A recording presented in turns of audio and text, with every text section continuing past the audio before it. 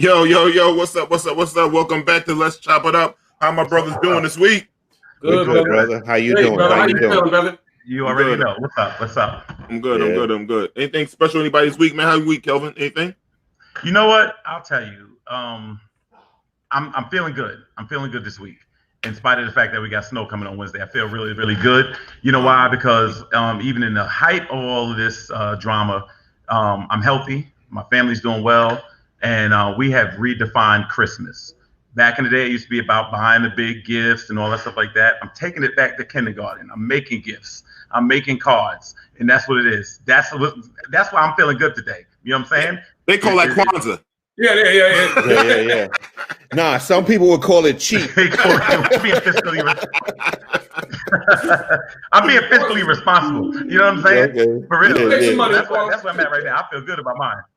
Yeah. What's up with you fellas? You know, I'm dealing with this COVID thing, man. I'll tell you that much, man. I'm tired of COVID, man. Yeah, you know? man. That's what I'm tired of. I was talking to my wife about it, man, and we were like, why do we feel, because I've been feeling really tired, you know? Mm-hmm. And I'm like, why do we feel so tired? And it's like, you know what? It's like COVID is like being tired of that shit. You know what I'm saying? Like, you ever heard, you've been tired of that shit, you know? Yeah. And it's like, COVID is like that, but all the time, bro. You know what I'm saying? You feel it the minute you come outside and, you know what I mean? Turn your television on and go to around people, man. It's just, so I was just like, man. I think it's like that chick that won't go home. You know what I'm saying? Yeah, I'm tired of bullshit, man. Yeah, you be like, exactly. like, yo, I let you stay 2 nights. It's time to leave. You real need it. This was a long time ago. Long time ago. Nobody's no, you know what it is? This is the thing. Early on, I stopped living and dying with the media about it. That's the thing. Like, I get off of it. It's like, because I'll be good until I keep reading about it or hearing about it. You know what I mean? So I think ignorance is bliss. Sometimes, just, through the day to day. But if you really get into it and you're going back and forth with the vaccine and all that stuff like that, it's just, you get this COVID fatigue and it's exhausting. Every time you hear some good news, look, the Tiny died and he said it was COVID related. It's just one of those things. And I think the country singer Charlie Pride just died a couple hours ago. All right, you know what bothers me? You know what really bothers me? What bothers me is when somebody died and I thought was dead already. That's what's fact. No, I'm not. No disrespect. You got a point. Yeah, I got that. Come on. You know how you see like the award shows and they be like, we're gonna do a memorial, and you be like, yo, they just died. Did it make you feel bad? Because you didn't know that, man. Yeah, that's what I'm saying. You wasn't popping, but why I feel bad? Rest in peace, Charlie Pride. Rest in peace. Yeah. Rest in peace to Tiny too. Rest in peace to Tiny. Tiny's a good dude. He got the most out of one character that anybody could ever do. He wrote Debo out, man. He wrote Debo out. Yo, whoever said you look like Ed Lover is true. Yeah, it's not true. It's not true. Yo, you've heard that before, though. I've heard it before, yeah. Because when we first met, I thought you was Ed Lover. I just didn't want to ask. Yeah. Yo, I got a good story hanging out with Ed Lover one night, too. That's funny. Ed Lover was a good dude. He's a good dude. Don't you know, D? D know everybody. Yo, it was a night. It was me, Ed Lover, Luke Skywalker in Florida. That's a long time ago. That's a long time ago. That sounds like a combination. But Luke is a good dude. Luke is a good dude. Cool dude to hang out with, man. The thing, but the COVID thing. Like right now, we got the vaccines, right? My thing is, how did they get the? It's funny how they got a vaccine faster than they got a cure for cancer, HIV. That's been around forever. Yeah. It's really like. Do you want? I don't know. There might be a slap job right there, bro. You know what I mean? It's too early to say. We don't know if that vaccine is good. You know what I'm saying? At least we don't know. I'm not gonna be the first one on. Yeah, man. But it's just sad because, like, I mean, I had a neighbor that died from AIDS. All of us probably know someone that died from AIDS, especially we grew up in the 80s and the 90s, right? And then now, with cancer being around, like my father died from cancer. Like, damn, they got a vaccine in 7 months, and we got these diseases that have been around forever. And I think Chris Rock said it better: "There's no cure. There's no money in the cure. It's just preserving your ass, you know." So it's so crazy when you say that, man. What rally was that in DC? I think there's a lot of money in the COVID vaccine because this is something that's new. A lot of people are going to be racing to get the vaccine, so they're going to make a lot of money. You know what I'm saying? Where like cancer has been here around been around forever. So the bottom line is they make more money off treating it than they do trying to cure it. Yeah, you get more on the treatment than the cure. Man. Yeah. Money in the treatment. Yeah, man. So what like, happened in DC? I saw somebody put a DC rally. There's a rally in DC. I have no idea. Yeah, tell us about that. Yeah. Dr. Sebi, that's true. Dr. Sebi, man, he's like the brother's doing a lot of things. And they got another thing, like it got shut down. I don't know when we come about cure for cancer. It was on Vice Channel. It's about killing cancer with like just sticking chicken pox in and stuff like that. Some treatment they was doing up in Canada. So they have stuff, but they want to keep us around with the radiation and all the other chemotherapy stuff they got going on. So all right. Well, let me ask this question, and this is gonna sound weird. If you could choose an age to die, what age would it be? 110. So you want to live a long time. I want to live a long time. I like this lifestyle. I love meeting people, man. So I want to meet as many people I can. But you might be crusty by then. Yo. See, this is the way I look at it. The way I look at it is this: when I can no longer wash myself or feed myself, true that. True that. Dude, you're not going to be meeting a whole bunch of people at 110. You're going to be walking around with Pampers on. You already know everybody. Nah, but he's going to have Pampers on and be stinking up the spot. You know what I'm saying? Either that, they're going to put you in some bubble wrap, brother. Yeah. At 110, they're trying to get you. I really love meeting people. Bro, I go to the airport early just to meet people, bro. I love meeting people, man. I love having conversation with everybody. This is my thing, Kevin. Like, not the age. This is where I really could, when I would want to die. If I could meet everyone in the world and have one conversation with them, then I could die the next day. Wow. That's how much I love meeting people. That's deep. Because I think everyone has to talk to Flavor Flav. I met so y'all think I'm lying. I don't think you're lying. I know you're not lying. Oh man, Flavor Flav used to have this purple motorcycle, man, back in '94, man. And I used to work in a bridge in town. He used to come through there all the time, just chopping it up, man. Flavor Flav was the funniest dude, man. Funny dude. Funny dude. Hilarious. Yeah. He was like that in real life, too, bro. Anytime you saw him, he was really like that, man. People don't understand. Flavor Flav plays 14 different instruments. He's a musical I didn't know that. Yeah, Flav could play guitar, piano, drums. Flavor's a G. Yeah, because usually if your time is not taken up with modeling or something, you have time to pick up other hobbies. Don't email me. Email me. He started. Oh man, don't get on me. Nah. These words are coming out of Rodney's mouth. No, I didn't say it. Lisa said D be knowing random people all over. All right, check this out. Really quickly. Who named the 3 most famous people you ever met in your life? D, narrow it down, D, not the 300. This is hard. This is hard. 3 most famous people I've ever met in my life. I've been to Louis Farrakhan's house. I've been with Louis Farrakhan. I've been in his house. That's big. Chicken with him. Oh man, this is hard, man. Somebody else take one. Somebody go. I met a lot of famous people in my time, bro. Like a lot. You know what I mean? Just because of the work that I did. I put me in touch. But I was to say the one famous person that I remember that I really kind of stand over a little bit, like I was a super fan of, was when I met Harry Belafonte.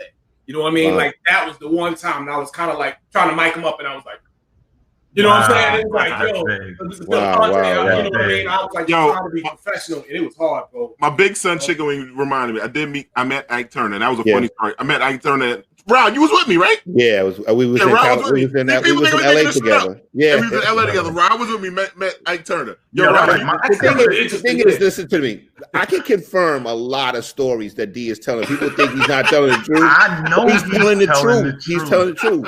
I know he is. When we were in LA together. And Ike Turner was going. Ike Turner was there. Playboy. He was going to Playboy Mansion. But Ike Turner didn't whip nobody's ass in the lobby though when we saw him. Nah. But hold on. Before we finish, do you remember what happened though? Ike Turner had a young lady with him, right? We said, Ike was talking to him. We said, Ike, take the picture. Yeah. He had and then she was, Ike is a little man. Ike is about this tall. So Ike was about to get out. Ike took the picture with us. Like, take the picture with us, right? So, and the girl was about to get on the elevator with us and Rod. Asked Rod, word is born. He said, "That's how you get on that goddamn elevator." I was like, Ike is still pimping. No. Yeah, we thought that he was going to put the goon hand on the girl right there. Yeah. I'm like, we got to break this. We got to break this shit up. All right. My 3. I forgot. Michael Jackson. I met P. I got Michael Jackson, Obama, Beyonce. Dope. Wow. That's dope. That's a nice 3 right there. I got Definitely. P Diddy, Jay-Z, That's right. And I go to Louis Farrakhan. I will go with I like that. Wow. Take that. Wow. Take that. The most famous person I've ever met, I'm believe it or not, and a lot of people gonna have a little probably issue with this, but I met Bill Cosby. I don't have an issue with that. When did you meet him? When did you meet him? Legit. I met him. I don't remember. 1978, Bill Cosby. It was this was in yourself. I used to go to the Cosby Show, and with my friend's moms who knew him personally, and she took us backstage, and I met Claire Huxtable, and I met Bill Cosby. That's hot. I went to the Cosby Show one time. I got pictures and everything with him too. Yeah.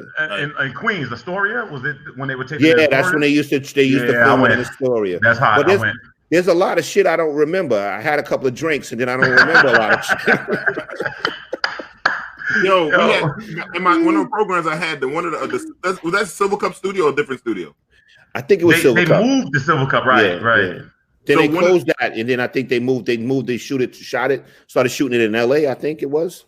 But I know it was Then they used to shoot, didn't they move when they closed down? I think a different world did LA, right? But I'm not sure. The Cosby Show never moved from New York, from what I know. Oh, I thought it did. I'm sorry. Yeah, I don't think they ever moved. Yeah. We had one of the owners in the program called YABC in Lincoln. One of the owners of the Silver Cup Studios' son was in my program. Okay. Wow. The kid didn't want nothing to do with the business. I was like, yo, your pops is a million gazillionaire. Yeah. That was the craziest thing in the world. Yeah. Man. Did you know my parents?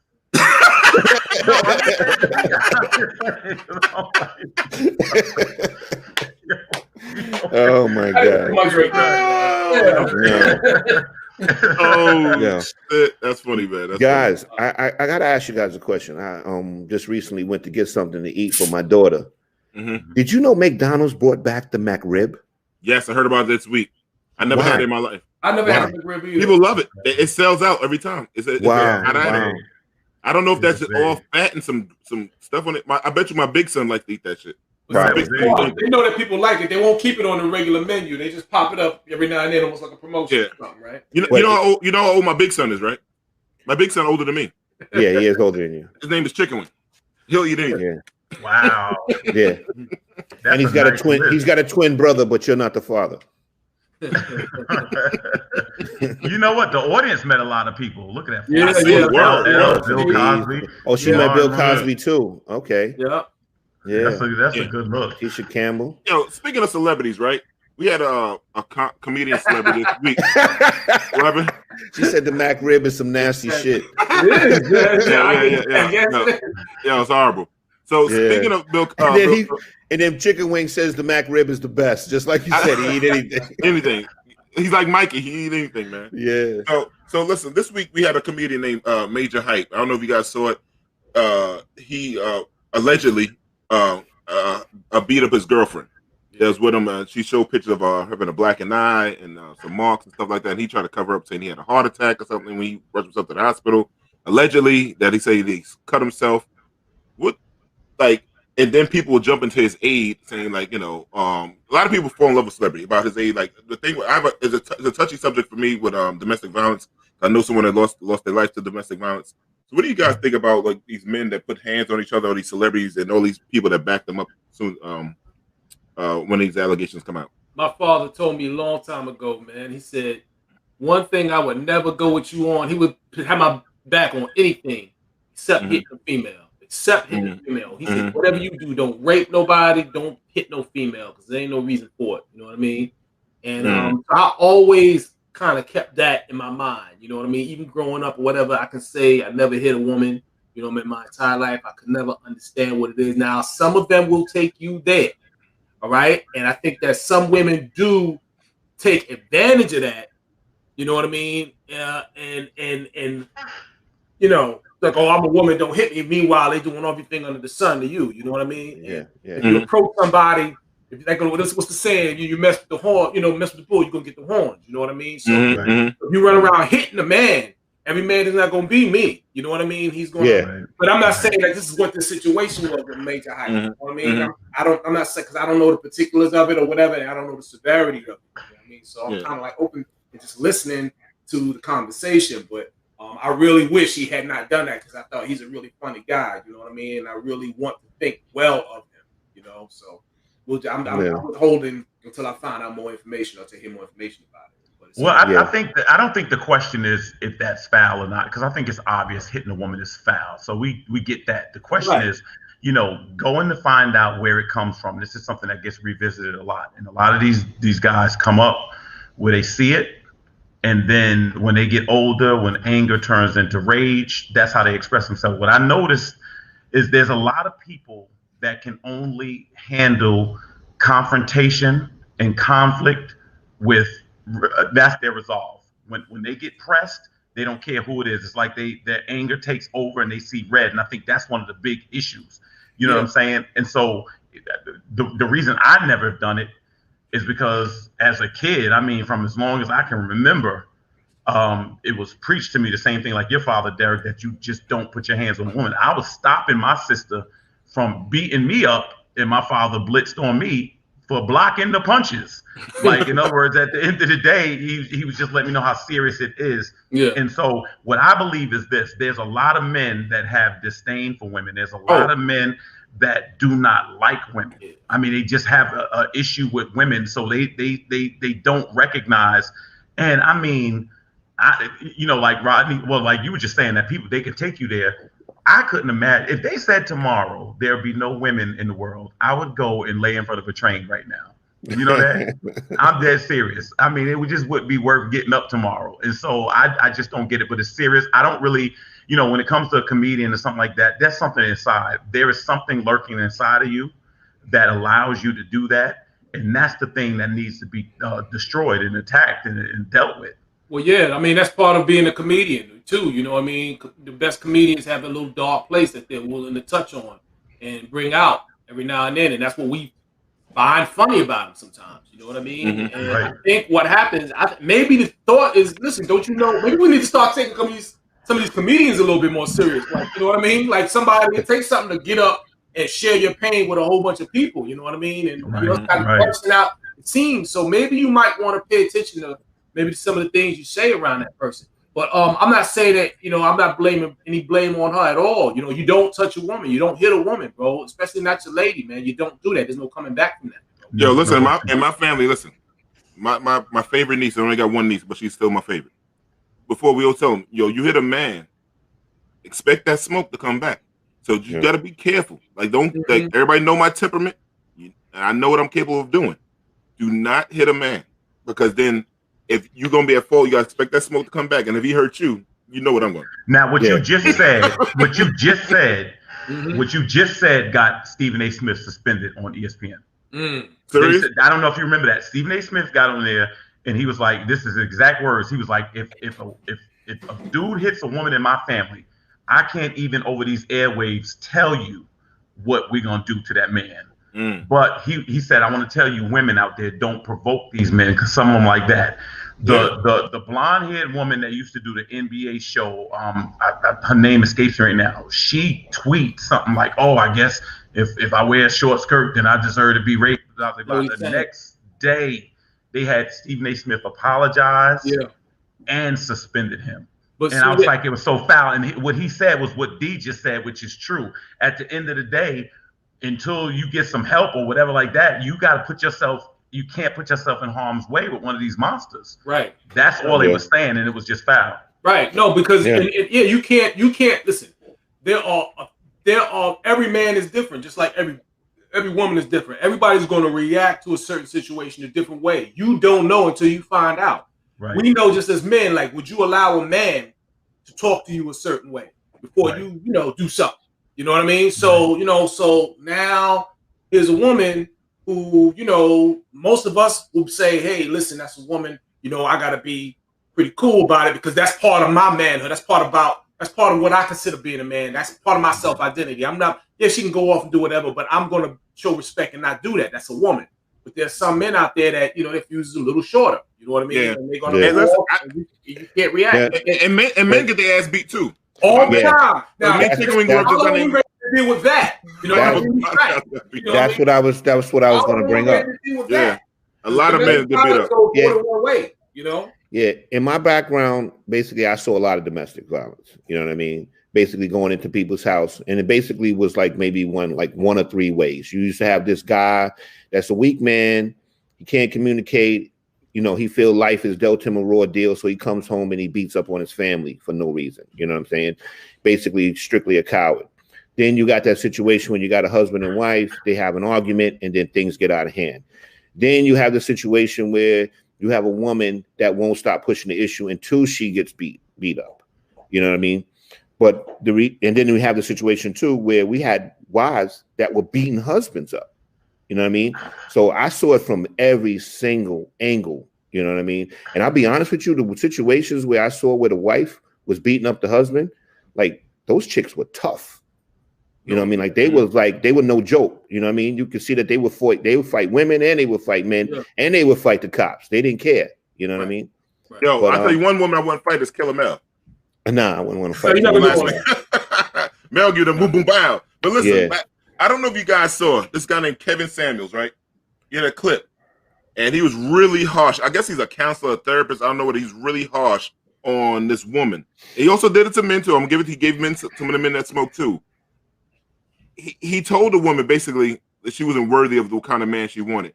So just to catch people up, producer Jamie, can you please play the video so we can catch people up on the conversation we're about to have? I really just wanted some advice. I love your I'm giving you advice, but you're not taking it. The advice is, ma'am, you're average looking at best. I'm taking it in, but okay, but you're not accepting the fact that average looking women. Average looking woman who's older. Average looking older woman with a 13-year-old son. Average looking woman with a 13-year-old son with a sketchy baby daddy. This gets worse every time I say something. And now you're asking for a man who's in the top 10% of men. You don't qualify for one.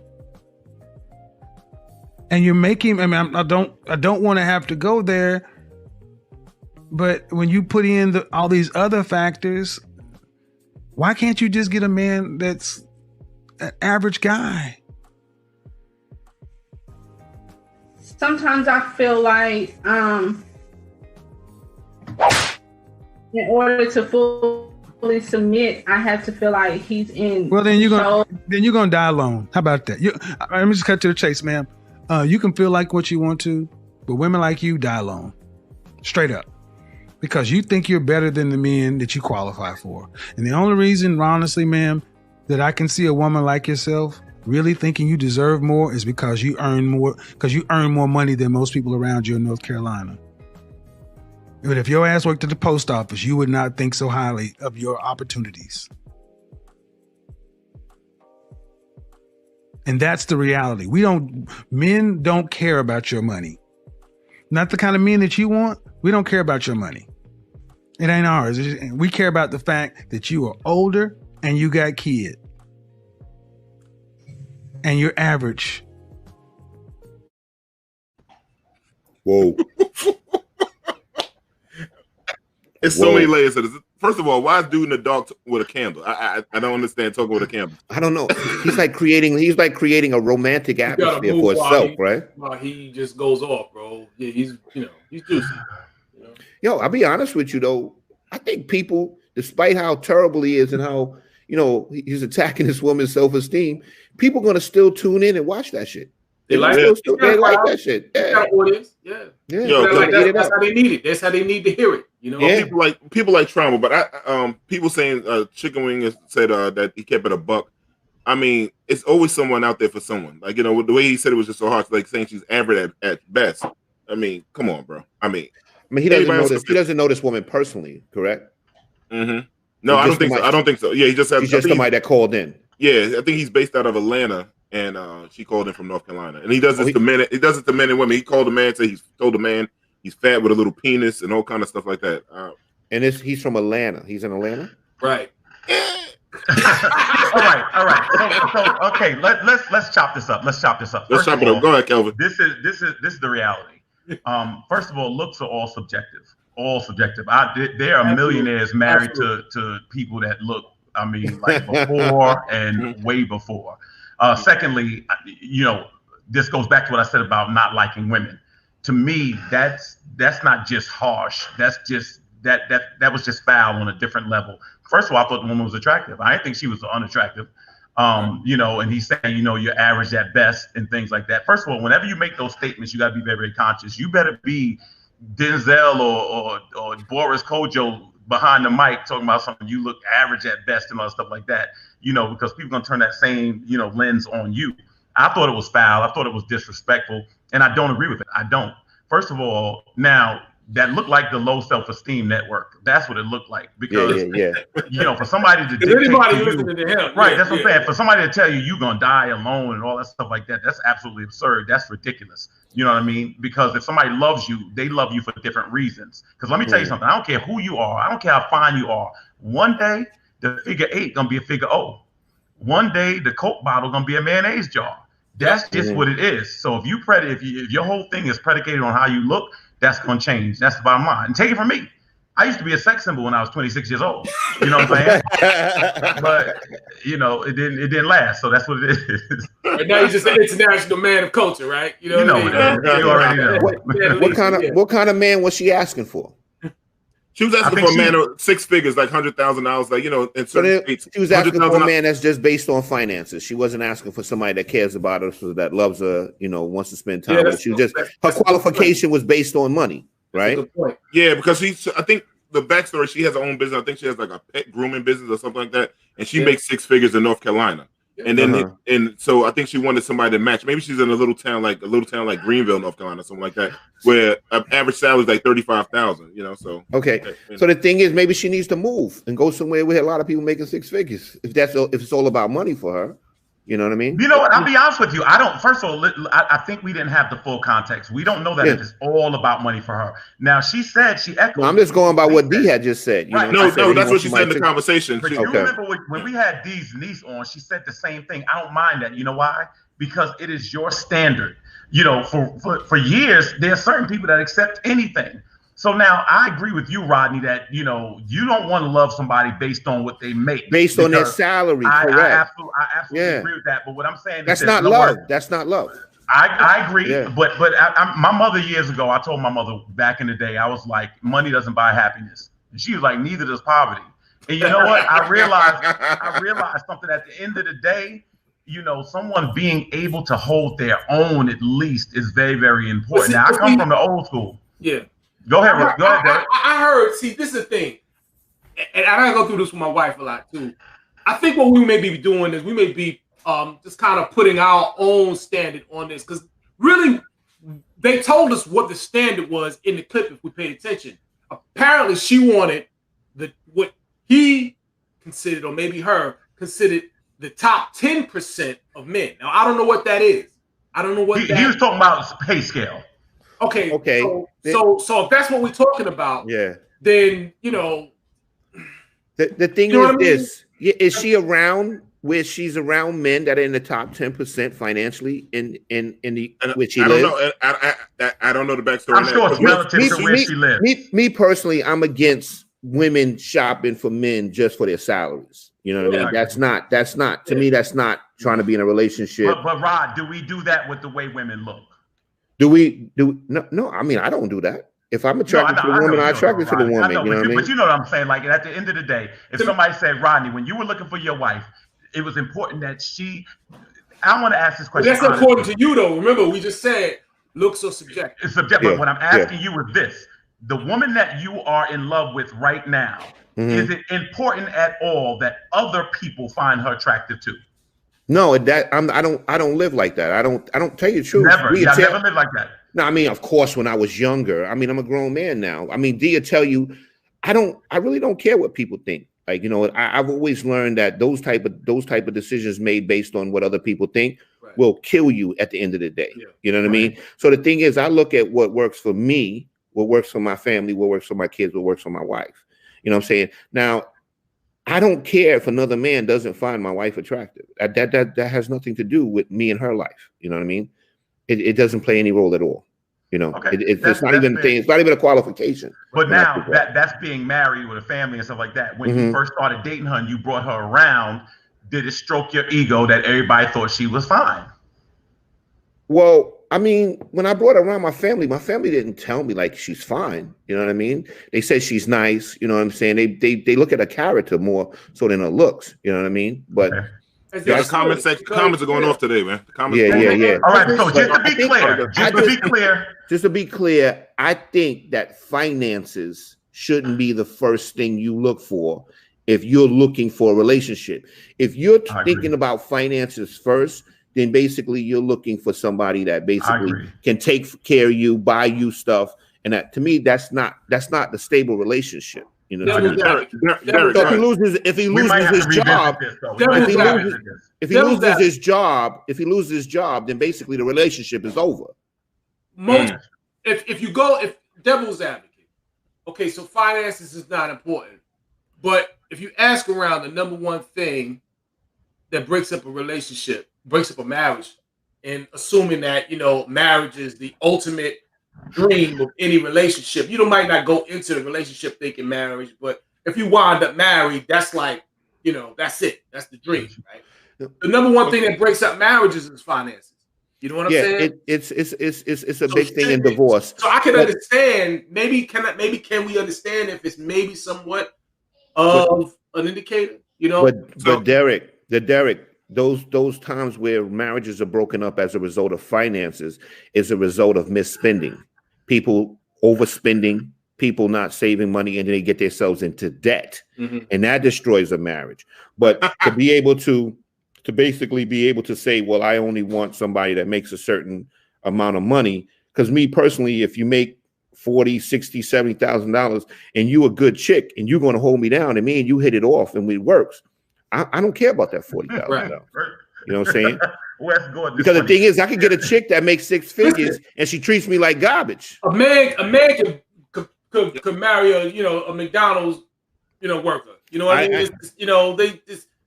That's I've seen that. We need a guest. We need some funny in here. We got to lighten this a little bit because dude took us down. Let's lighten this up a little bit.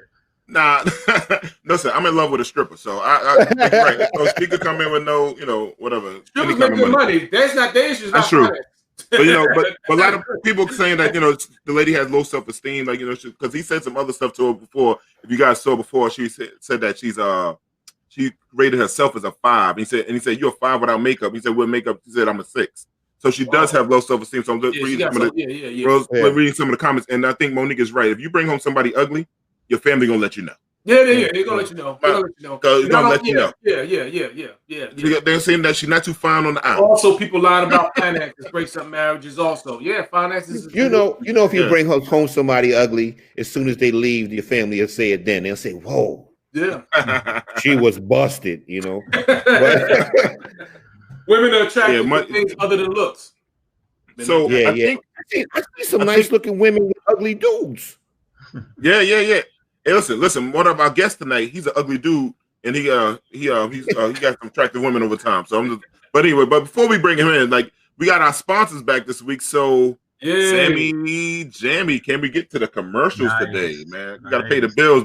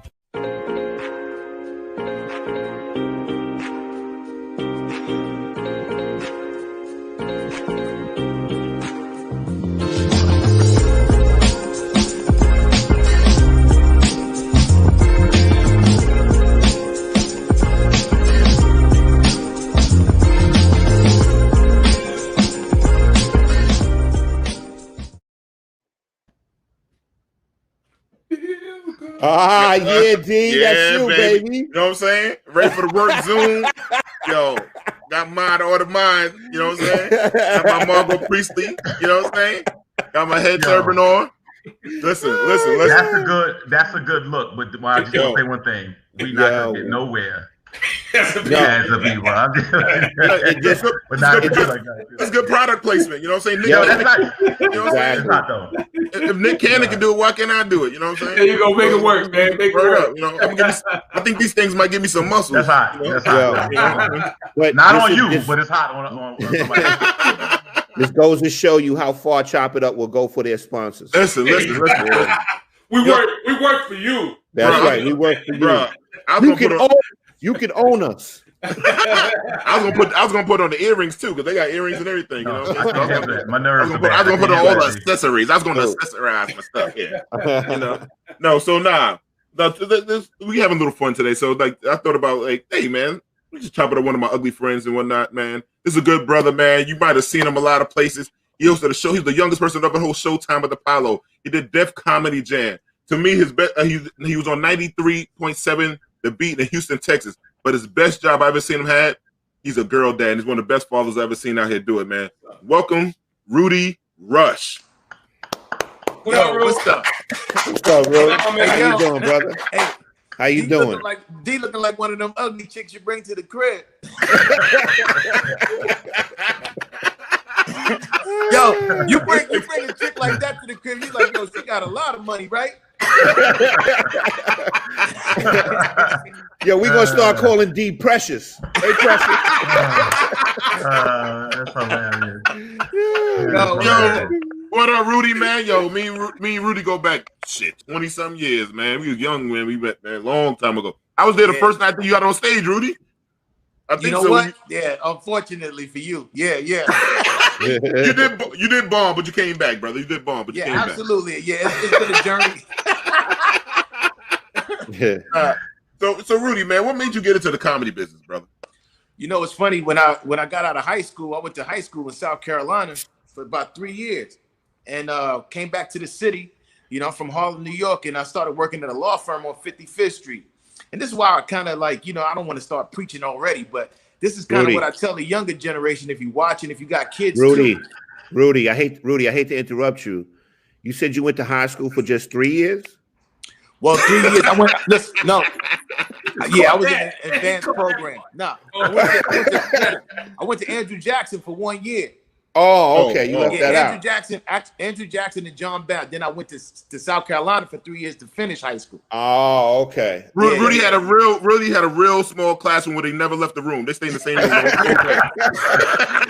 A little short bus, right? Yeah, a little short bus. He wore a bib. And whatnot.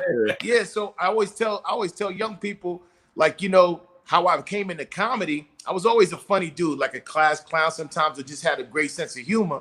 And I worked at a law firm on 55th Street. And it wasn't me, it was actually the people who worked there who noticed that I had this talent. And there was this older Jewish lady, she was like, yo, this is when Living Color was still kind of on, but people were leaving to go do movies and stuff. And they had a big audition. Long story short, she made me promise to go, you know, like, go, you'll make it, I promise. And I got like 4 callbacks. And I was like, yeah, maybe I am funny. So that's how it started. So I started at the New York Comedy Club doing an amateur night, and I hadn't started, you know, I hadn't stopped since. Like, I worked there another like year and a half after I started, and then it just took off.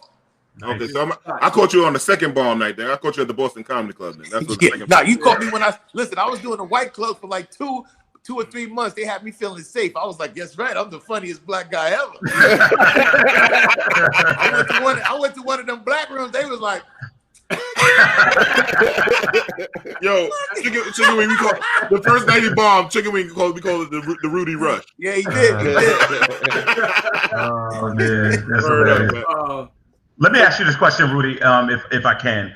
You know, lately we've been talking about some of the criticism that people look at. I think Kevin Hart's special came under fire from other comics.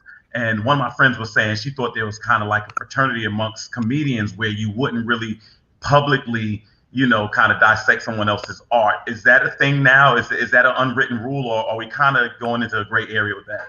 Well, I'll be honest. You know, like, all press is good press. The good thing now is, like, comics want to have beef so people can talk about it, so they can. Correct. So when comics like Mike Epps to say something about Kevin, or Michael Blackson getting into it with Gary Owen. You know, like, you know, D, you know comics, most of them. Now, Mike Epps is a different situation. He'll throw them hands, but most comics ain't trying to throw no hands. So it's a safe place to say what you want to say and do what you want to do, and it gets a little bit of pub as far as the publicity. But yeah, you know what? It used to be a rule against going in on cats like that, but now it's open season.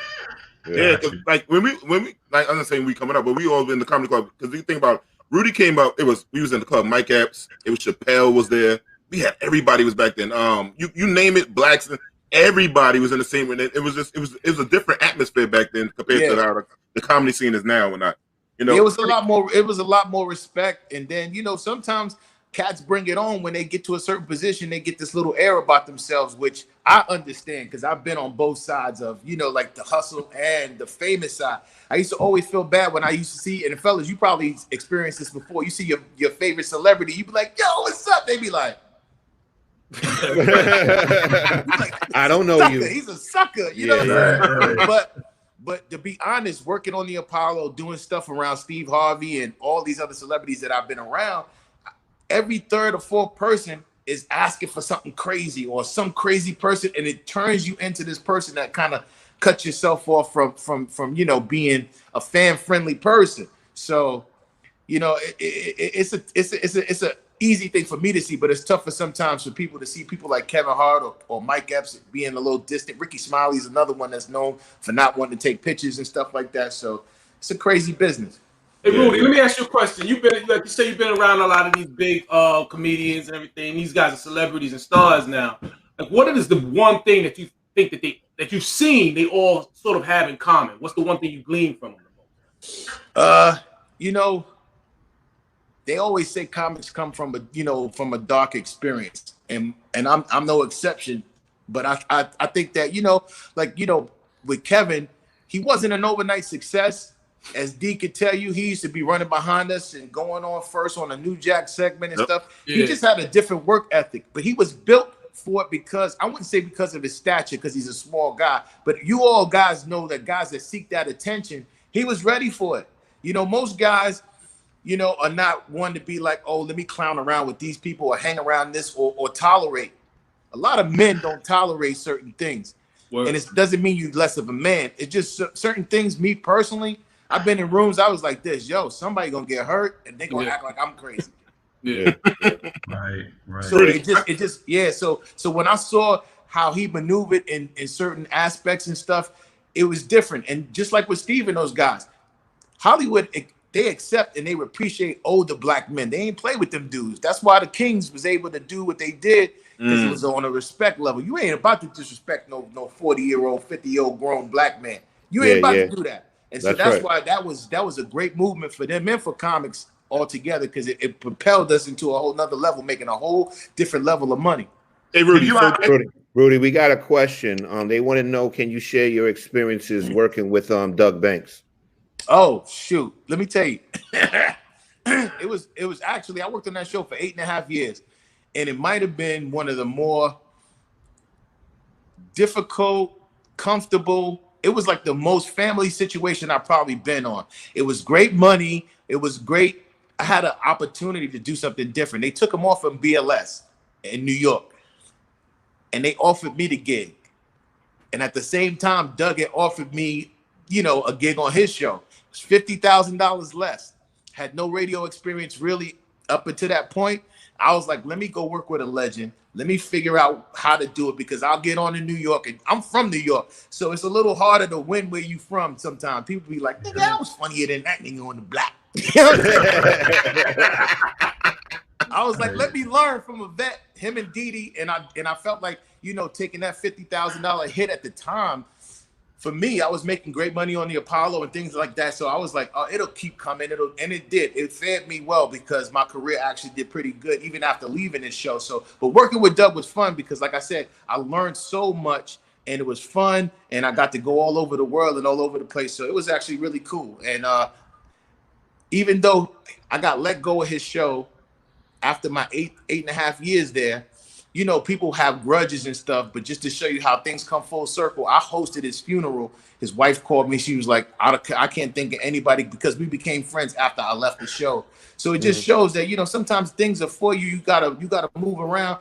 And me leaving the show, I was a little tight at first, but at the same time, I was like, it made me a better comedian, a better radio guy. So, you know, don't ever look at things like it's a total bad thing. Sometimes you gotta leave. And the thing is, you took a lot of experience with you, right?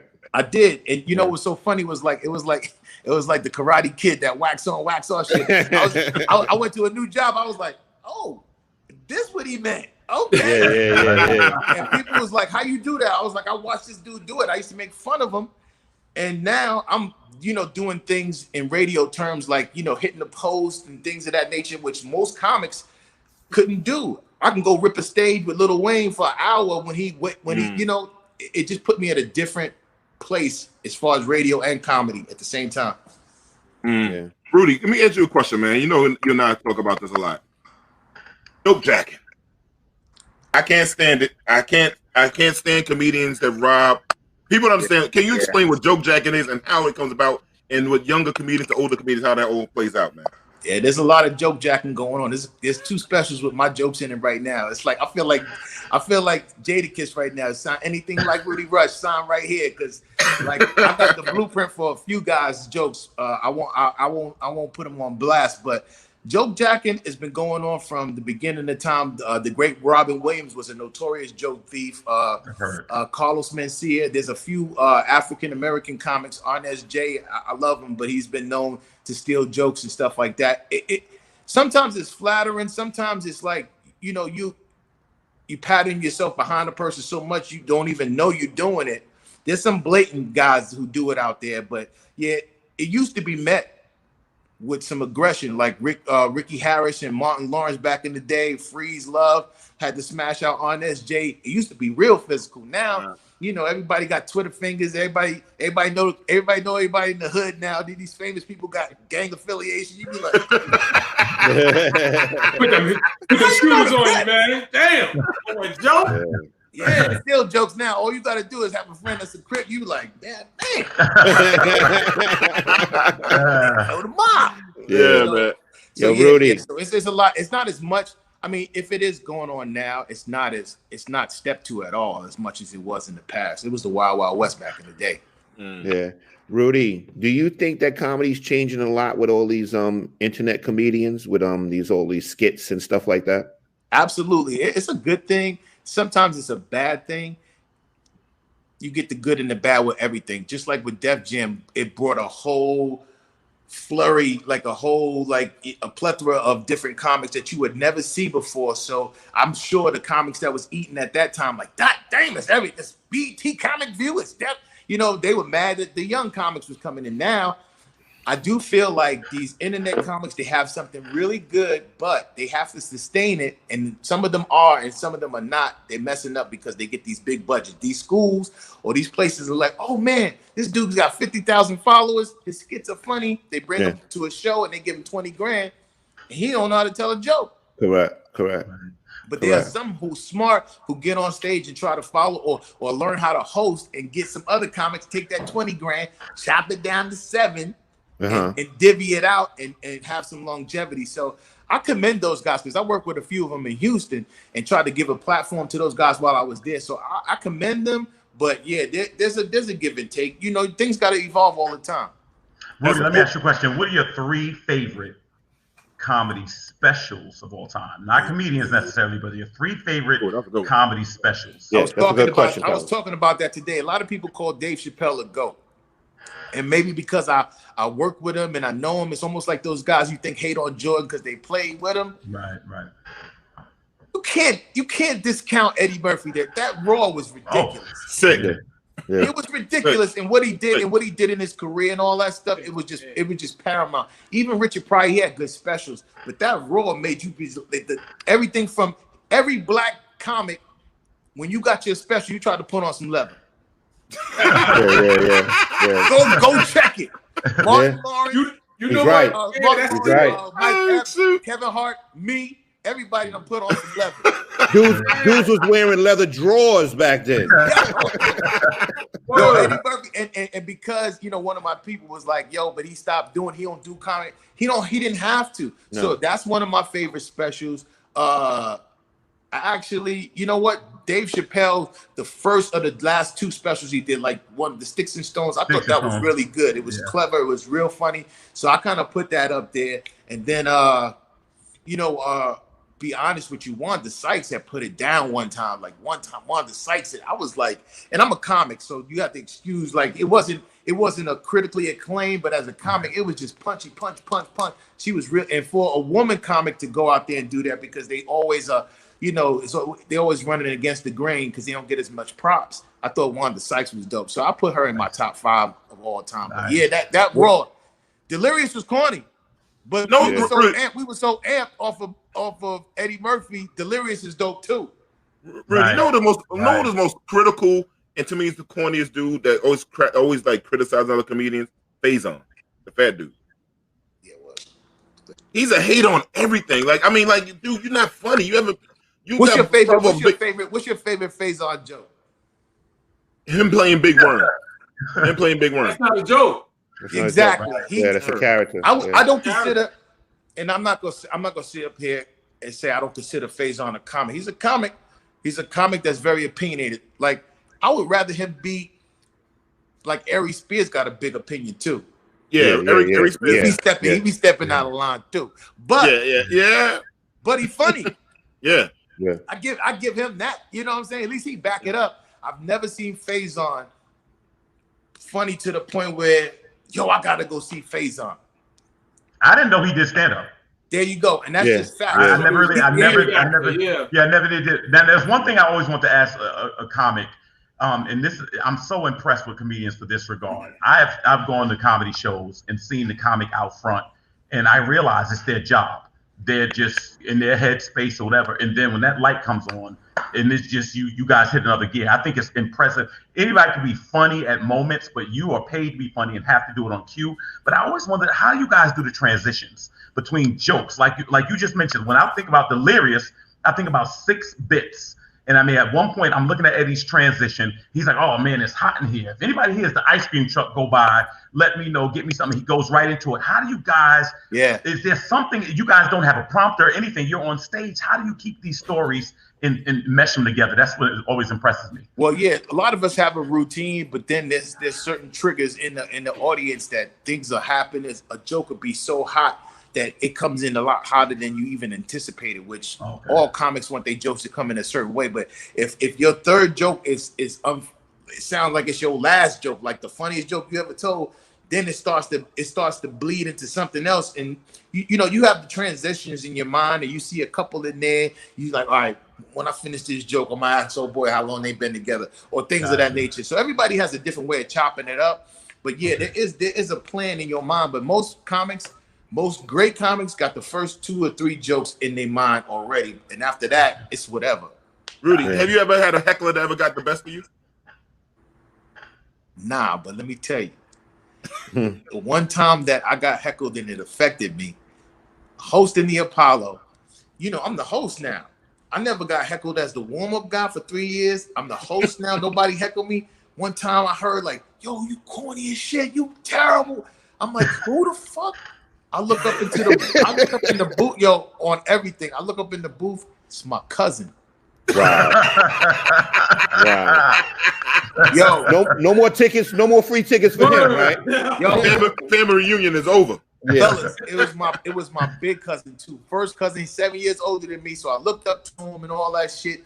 And this nigga was like, "Yo, fuck you, terrible." I was like, I was already going through stuff because I just became a host, so it was like a nervousness. I was just like, I was shocked.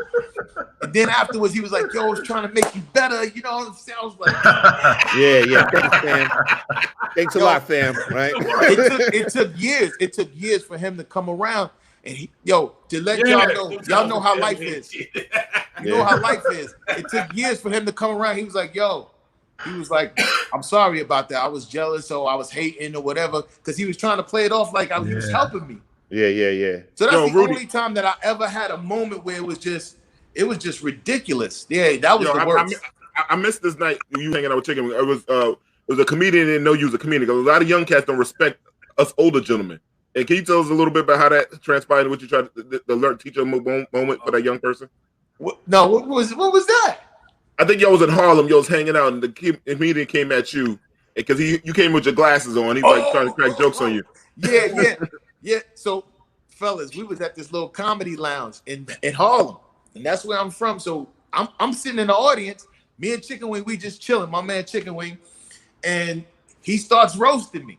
So I'm giving him the love. I'm like, he got me. He got me because he didn't know who I was. But he kept going. Then I said, yo, listen. I got up and finished his set, roasted him. Everybody was like, oh, shit. Yo, I did like 15, 20 minutes. I said, that's how you do a fucking set. Wow. And I crushed. Yeah. I gave him a chance, though. I was like, yo, I'll let you hit me as much. But he started getting disrespectful. He's like, get glasses, bald-headed ass thing. I was like, nigga. Yeah. Wow. It is crucial. Yo, Rudy. Sorry, I always wanted to ask you this. I mean, when you get a new joke, how do you test it? You test it amongst friends, or you test it actually on stage? No, I test it on the haters. I test it on, I test it on, like, if I'm dating the chick at the time and she don't, like, fellas, this is one thing, like, y'all keep it real on this show. It is if you got a chick that's at least 75% supportive, you lucky. Yeah. Because so sometimes I'll do it on my mom and them. I'll be like, hey, what about this? And when they don't like it, I'm like, I'm gonna use that. Yeah. But let me tell you the one lesson I got in comedy, Chris Rock. I don't know if you was there that night, but Chris Rock came to this club we used to go to called the Boston. And let me tell you, everybody right now. I was there every night. Yo, this is before he blew up. That Bigger and Blacker. Remember that Big and Blacker? Yep. Yo, he was floating. He was like, all right, he could be cool. He ain't really killed Saturday Night Live. He off there now. He came in there and he bombed terribly.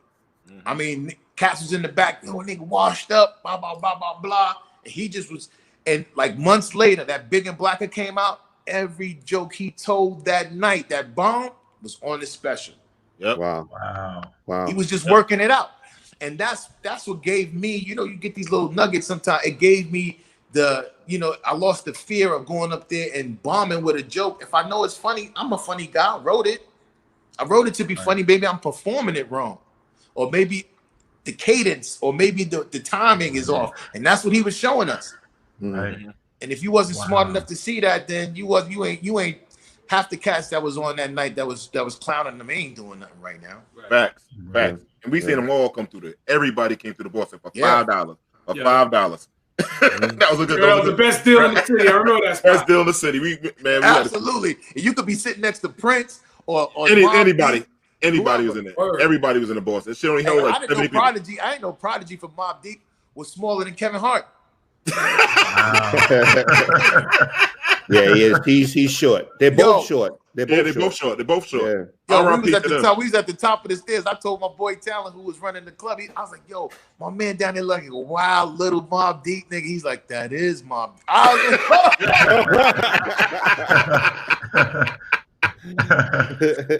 man, that was good. So Rudy, man, one more question for you, man, real quick.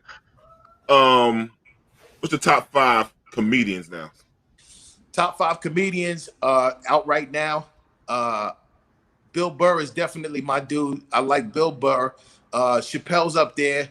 Also like Corey Holcomb's always funny to me because Corey talks. Oh, Corey's he talks for all of us. That's my dude. I like Corey Holcomb. Also like let's see, who else is out there right now that's funny. Damn. Mike Epps in a room of 350 people was magical. That dude is hilarious. I'm not a big fan of him at arenas and big settings, but a intimate setting, I think him and Tracy Morgan are the best intimate setting comics. So I'll round it out with them dudes. I give that. Mike Epps to me, like you said, when we used to go to the smaller clubs and Mike was there, all of us there every night. I think Mike is better in smaller rooms. He would say something that he ain't planning on saying. But oh my God, funniest thing. Funniest thing in the world. But somebody wrote real quick. But another one said, "What inspires you to tell jokes? How you get your inspiration?" You know what? At first, it was growing up with my brothers and sisters and not having this and that, and now. You know, the funny thing is when I was telling jokes since I was 19, but I'm over 40 now. I'm 47, and my perspective is different. So what inspires me now is my kids. Or I look back and I realize how bougie I am. You know what I'm saying? I be asking people like, yo, people invite me to their crib. I'll be like, yo, what's your water pressure like? Let me ask Rudy one last one. Let me ask this, because I know a lot of people always question this. Do you consider a person that uses writers versus not writers? Is there a difference? I mean, do you prefer to use it? Does it matter? No, I think having writers, I really think that you have an advantage. If someone can write for you and you can really take it, like, you know, the people used to say Paul Mooney wrote for Richard Pryor. Some of those hilarious jokes, if he wrote those, but most of the time for me, if it's organic. So I'm a storyteller to a degree. Everything I talk about is coming from true experience. So I don't have a problem with it. Even like with rapping, like some of the hottest songs for singers was written by somebody else. Yeah.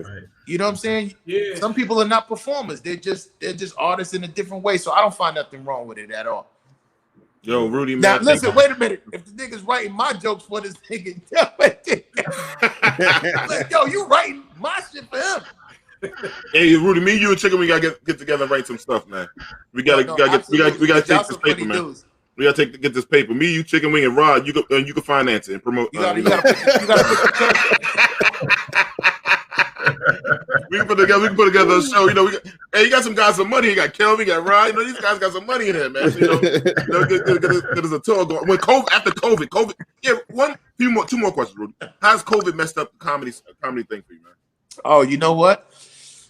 There's some good and bad. The good part is like it cut the field down a little bit. If you wasn't a real guy, a real chick doing comedy, you probably back to earth. You know, there were so many places popped up that you could do comedy in. Now you got to be a real comic and go to a real comedy space where they got social, distancing.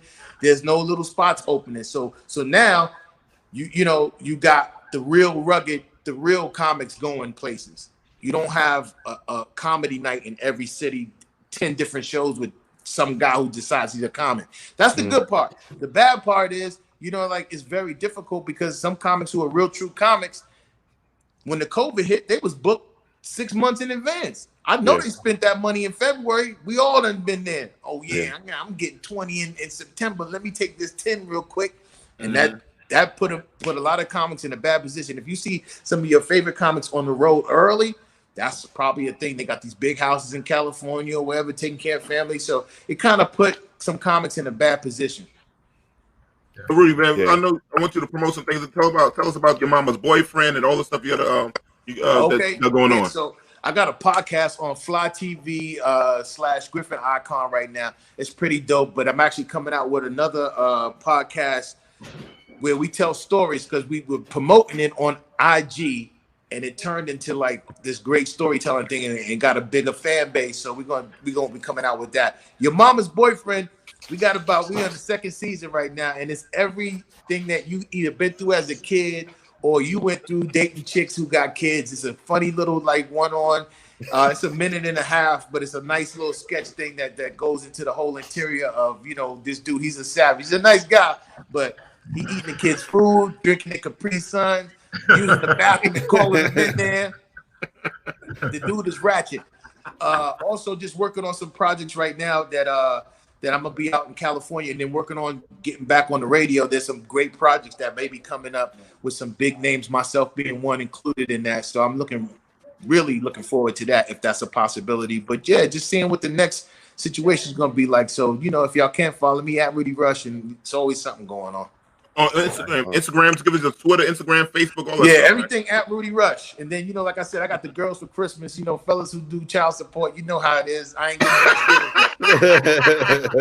Hey, I ain't got to pay this month. Yeah. Hold on. Yo, this is a first. I can't find it, but I got a check from the Attorney General because they took some of my money and they gave that shit back. Wow. That's a win. That's a win. I got 3 of them. I told her, I said, yo, you could give it back to me. She was like, that's my money. I was like, okay. Yo, Rudy, you're one of the best girl dads I know, man. I love you. I love what you do with your girls, man. This dude had me crying one time with this video he did with his daughter. took his daughter to the prom. That joke was dope. That was really dope. I love my girls, man. And I just try to give them everything that I didn't have. You know, that's how we are, man. Everything that we lacked as kids, I'll try to give it to them. And I feel like that's another thing with my career. I don't feel like it stopped me from going there, but I felt like if I went hard, I probably wouldn't be the dad that I am. And I'm very content and I'm very happy. And now I'm still young enough to go and do some of the bigger things. So I'm really happy at the decisions that I made as it pertains to my girl. So yeah, thank you, D. Beautiful. Yo, man. Good. Salute, brother. Love you, man. Yeah. Love you too, bro. I hope you do well at your show tonight, man. All right, man. Yeah, all right, y'all. All right, Rudy, stay safe, baby. Hey, brother, real talk. I'm not BSing. You guys got a good show. I've been on some shows. I'll be like, what the hell is this, right? I'm gonna say this because everybody's not gonna say it. You guys listen to each other. You guys gonna talk over each other. I kind of like that. You know, you guys got a great synergy and stuff like that, even with the joking with each other and stuff. So, yo, I'm telling you, keep up the great work and thank y'all for having me on. I appreciate it. Thank you, Rudy. Appreciate that. Appreciate that, brother. All right, man. Later. All right, peace, brother. Peace. Yo, that's my man Rudy Rush. You can find him at Rudy Rush on Instagram, Facebook, and Twitter. That's a good dude, man. Good dude. Funny guy too. Funny guy, man. Funny guy. Listen, we're gonna go back to another commercial. We got a sponsor to bring up, and then we're gonna bring up our girl. We're gonna talk about credit repair. My girl's gonna come on here in a few minutes. All right. Talk to you soon. It's all about taking stuff out your mama name. Facts. Listen, I'm coming back wearing my turban, baby. Man, I look good in this joint. Word.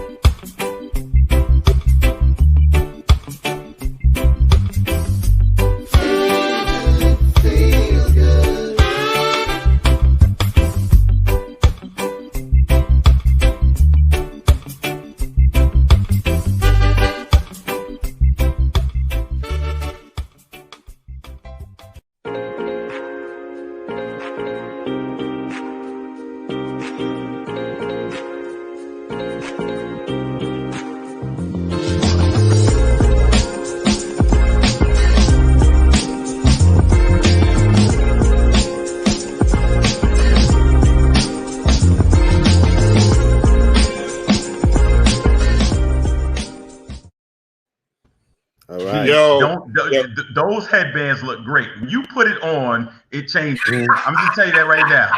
It brings out my eyes, man. It brings out my eyes. Absolutely. Brings out your eyes, kid. Level up, fellas. Level up. That turban looks better on you than it does on Nick Cannon when he rocks the turban.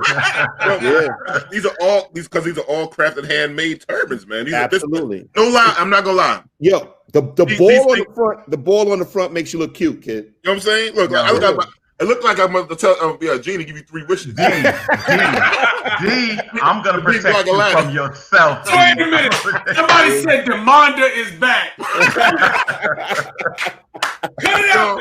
Demanda. Yeah, that's funny. Demanda. Wow. But now these joints are actually very soft, man. I think she's running a sale right now, I think, on her website, I believe so. So nice. Come check it out. Margot Priestley on Instagram and Margot Priestley. I think MargotPriestley.com. So anyway, listen, tis the season's coming up, actually, and we know our people, you know how we do as Black people. We just throw it in the bag. We start charging these credit cards up. We start buying stuff to make us feel good because we start buying cars and stuff we don't need. We buy all our wants and not take care of our needs. So we're gonna have a young lady on here today to talk about credit repair. My girl, my family. My girl, Callie Cohen. Sorry. For Callie. What up, sis? What up? How you doing? How you doing today? I'm doing good. I'm doing great. Good to see you. Good to see you. Good to see you. Listen, so you know our people. Like I was just saying, like we have a lot of people out here. We start charging up these credit cards and stuff like that, and then we wonder when we try to go purchase a home or something that we really need instead of what we want, we have issues. So can you tell us, like, how can people be aware, like, to understand, educate? Can you educate people on what should they do with their credit and how important it is to have credit over cash and stuff like that? Sometimes. Well, the first thing, Damon, is one of the things you said about the holidays. The holidays, we usually get hit, especially in our community. We get hit in November.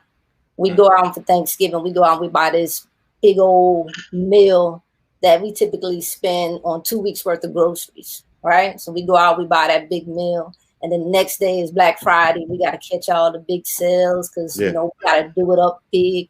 And in reality, rich people, they move in silence. They don't buy all the glitz and glam that we do, but we move to where we have to be seen. So Black Friday tends to be a big day for us. And so we tend to spend December's bill money in November, and then we start playing catch up in January, February, and March. And so the problem is, if we look back and use COVID as an example, COVID hit us in March.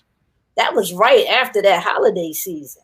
And so you got a lot of people that got laid off, lost their jobs, didn't have any cash.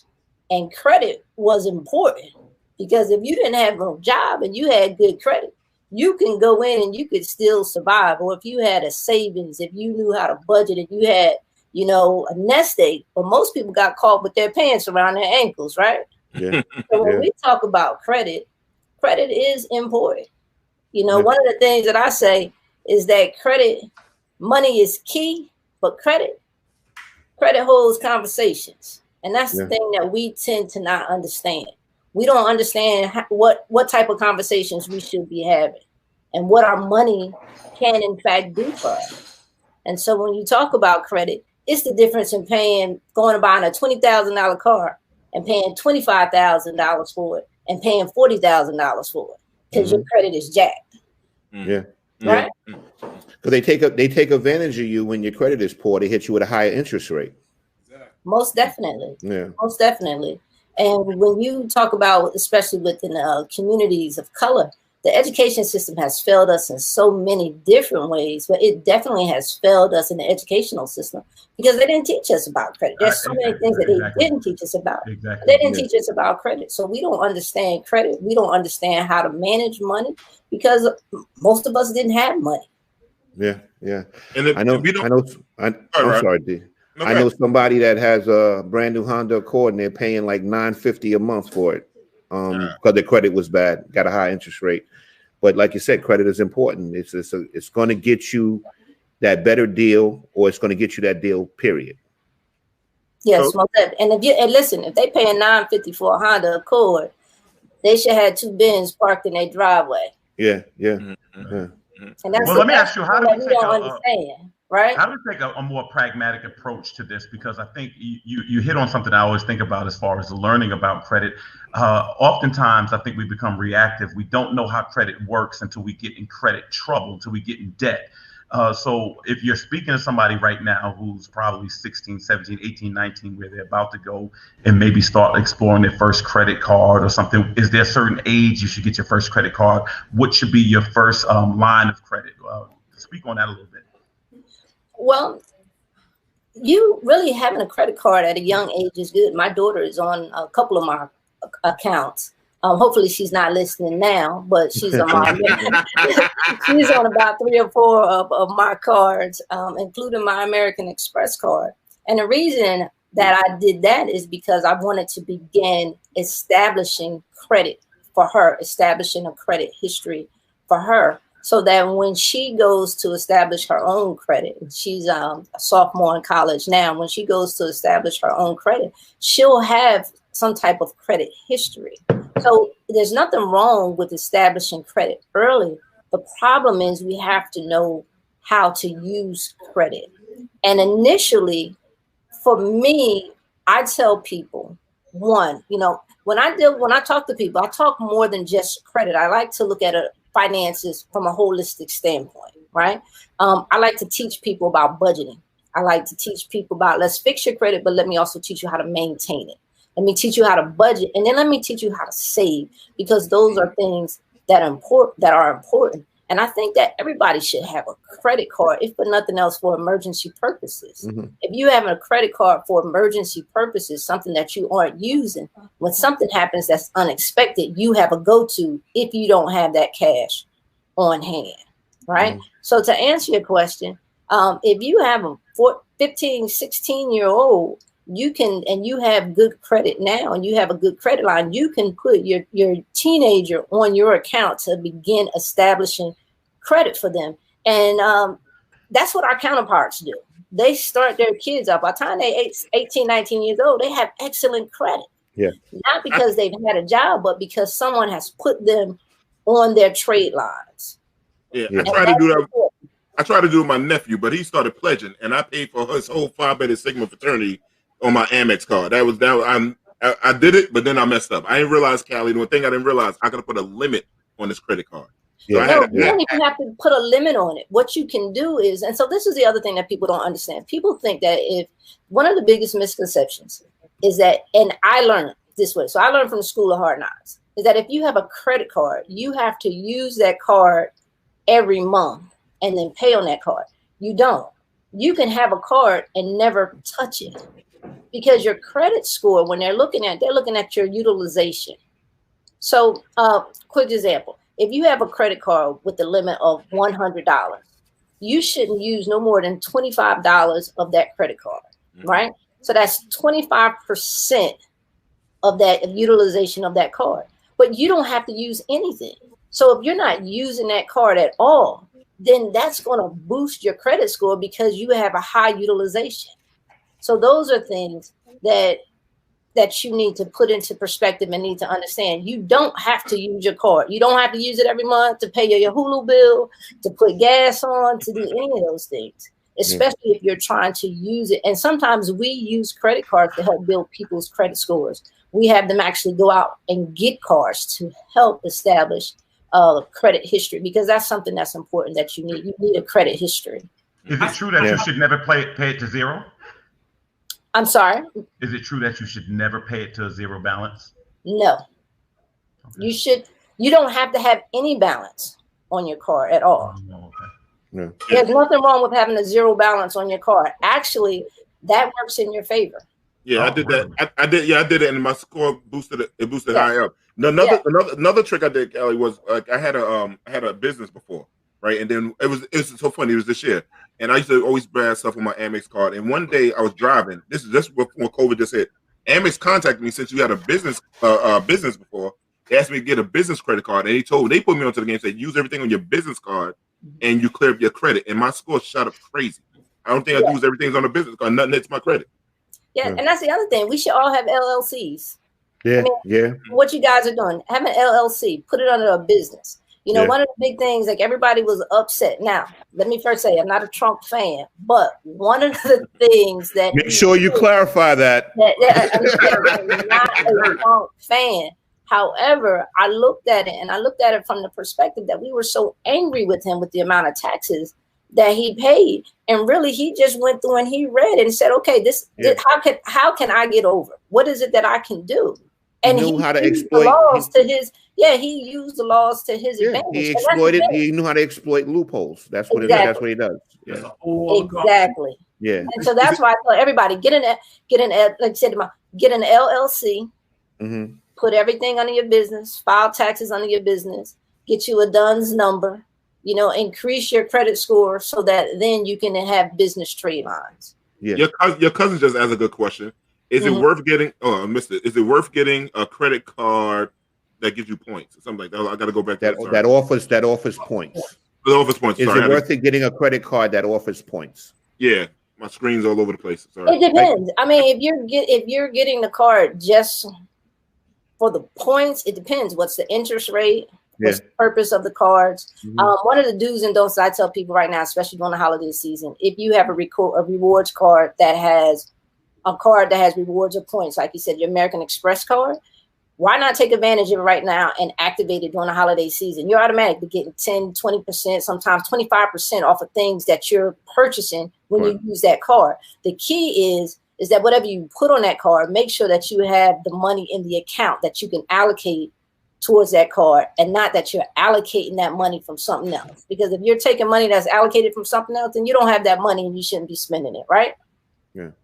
You said something very interesting that I noticed. You said that we should start getting our children ready with a credit history. I mean, that's, putting them on your credit card or whatever. You know what I mean? At what point do you take them off and get them started with their own? When they're 18. When they're 18. When it depends on how long. If you've had them on there for a while, once they turn 18, then you can open up cards in their name, their own cards, if they have built a credit history, depending on how long you've had them on. Because once you turn 18, like once you go to college, they bombard you with credit cards. If, right. For those of us that go away to college, so you're at 18, you can apply for your own card, but you may still want to keep them on your card to continue to boost their credit score. So every situation is different. So when I talk to people, I take a complete look at what their situation is in order to make recommendations. But if you have a child that you start at 16 years old, by the time they're 18, get them their own card. You may want to keep them on your card and just not give them the card. Mm. So go ahead. Brian, you about to say something, right? Yeah, I was going to just see if she could explain to the viewers about what is considered a good credit score.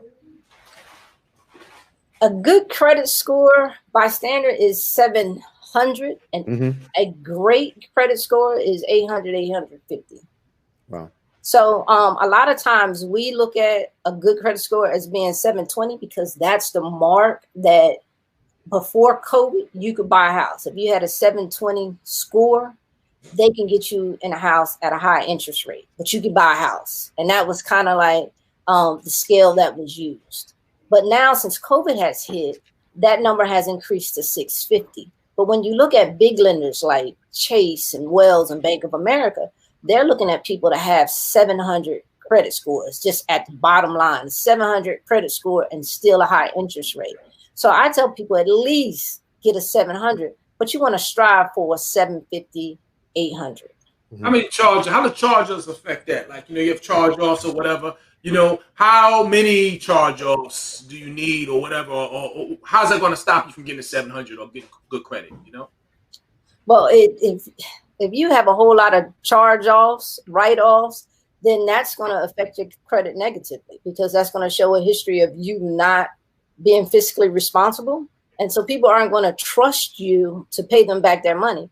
And all credit is someone loaning you money to do whatever you want to do with. In exchange, you paying them back at a higher rate than what you got it. Right. How long does that stay in your credit, though? How long does it stay in your credit?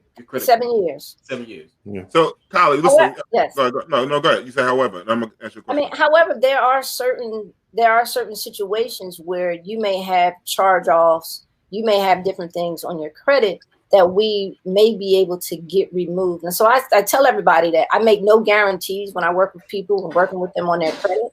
But there's a lot of times we can get things off of your credit because they're not documented properly. And so if it's not documented properly, or if you have a charge off that took place 4 years ago, and then it's been sold to someone else, and then it shows up as something new, then that's not valid. That's illegal, right? And that's what happens a lot of times. Creditors will sell your file, and then it'll start all over again. So something that was 6 years now shows up as being fresh. And so those are things that we have to go through. It's illegal to dispute, and those things may come off your credit altogether. The other thing is we have situations where people talk on the phone with creditors, and creditors say, well, pay me X amount of dollars and this will be taken care of. But then that impacts a person's credit score negatively because it still stays on your credit as being late. So we like to go through and say, okay, if you're going to negotiate it, let's put it in writing.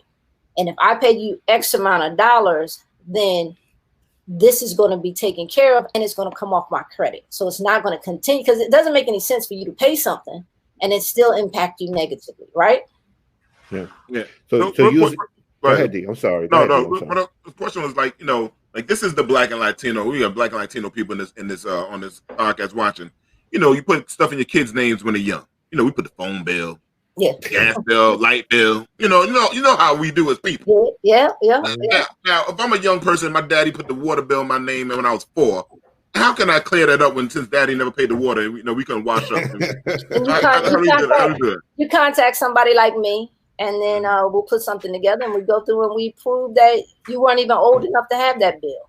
So it's different steps, and it's different language that we use to go through, and we pretty much leverage the Fair Credit Reporting Act that was established. So we go through and we leverage that, and we use that against them to help you.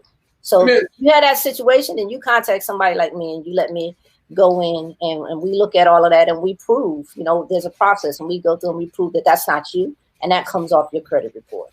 Okay. Let me ask you a question. When you sit as a charge off or something like that, do you and it stays on you for 7, does that mean that you can reopen a line of credit with, let's say, a credit card, or the same credit card company, or how does that work?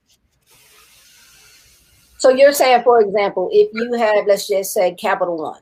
So if you have an account with Capital One and you haven't paid that bill and they charge it off, they write it off as uncollectible.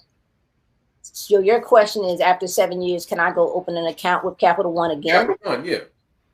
Possibly not. It depends on how you are in their system. You may be in their system even after the 7 years, or you may be out of their system, and they may say, okay, 7 years have passed and we'll give you, another chance. But they're not just looking at that charge off. They're also looking at the rest of your credit history, everything that has happened between those 7 years and right now. Yeah. One of the traps in our community. I'm sorry, Rod. No, I'm sorry. Go ahead. One of the traps in our community, and this used to happen early on with a lot of younger people, especially in Queens, New York. There are places that people see a car, and you'll have a sign out front that says all credit accepted, no credit, bad credit, whatever. And I think a person would go in there and they would run them through about 200 different banks. And all of those inquiries would be on their credit report, which is damaging. Is that something that you've had to sort out for people and that people need to be aware of? Or is that a big issue? Yes, you shouldn't have more than typically at most 4 inquiries over a 2-year period, especially if you have not been approved. If you have 4 inquiries and you've been approved, that's totally different. But if you have anywhere over 4, 2 is typically what they look for over a 2-year period, 2 inquiries every 2 years. However, if you have 14, 16 inquiries, and matter of fact, I just looked at someone's account credit stuff the other day, and they had like 16 inquiries. And I said, well, did you get approved for any of these? And they said no. So you have 16 hits for something that you didn't get approved for. So now we have to go through and challenge those and have those removed from your credit report. And you can get those inquiries removed from your credit report, especially if you were not approved for the credit. Now, I would tell anybody listening that if you got approved for the credit, you wouldn't want to challenge that, because then they may close your account.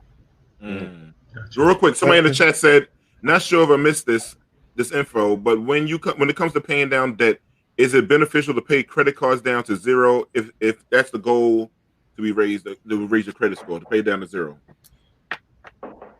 To pay down your credit score to increase your credit score is going to depend on a lot of different things. So one is going to look at your utilization. It's going to look at your payment history.